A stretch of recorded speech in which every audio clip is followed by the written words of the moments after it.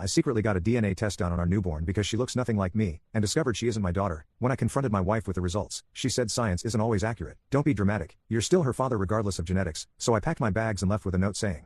When I explained that the issue wasn't Emma's parentage but Sarah's deception and refusal to acknowledge the truth, her mother said I was splitting hairs and looking for excuses to avoid responsibility. The most frustrating part is that everyone seems to be focusing on Emma rather than on Sarah's betrayal and ongoing lies. Yes, I love Emma and I've bonded with her over the past 4 months. But I can't raise a child with someone who has fundamentally lied to me about something this significant and continues to gaslight me when confronted with evidence. Sarah's sister sent me a long text message saying that Sarah had confided in her about my paranoid behavior and my obsession with DNA tests.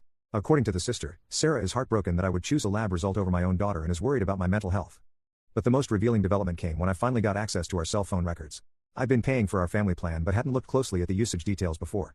When I reviewed the records for the past year, I found extensive communication between Sarah and Ryan throughout her pregnancy and continuing until now. We're talking about hundreds of texts and phone calls, including several hour-long conversations that happened late at night while I was asleep.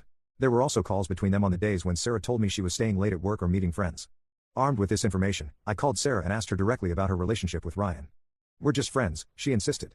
He's been going through a difficult time with his divorce, and I've been supporting him. There's nothing inappropriate about our friendship. Sarah, you talked to him for 2 hours last Tuesday night starting at 11 p.m. What kind of support requires a 2-hour phone conversation in the middle of the night? He was having a crisis with his custody situation, she said. I was helping him work through his options. I couldn't just hang up on him when he needed someone to talk to. And the 47 text messages you exchanged with him last Friday while I was at work? I don't keep track of how many messages I send to people, she said, getting defensive. We text about work projects and he asks for advice about his personal situation.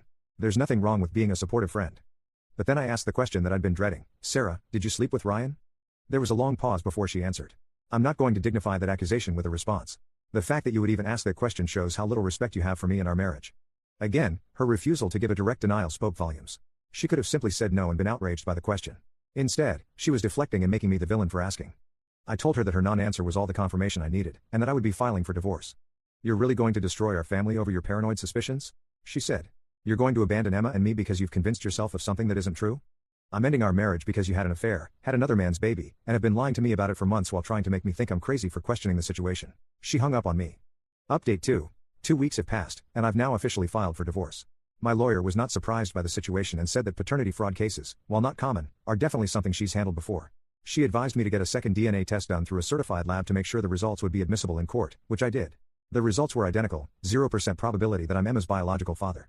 Sarah's response to the divorce filing was to hire her own lawyer and immediately file for spousal support and child support.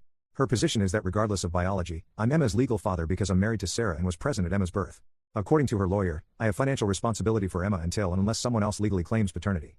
This is where things get interesting. I had my lawyer contact Ryan directly and inform him about the situation.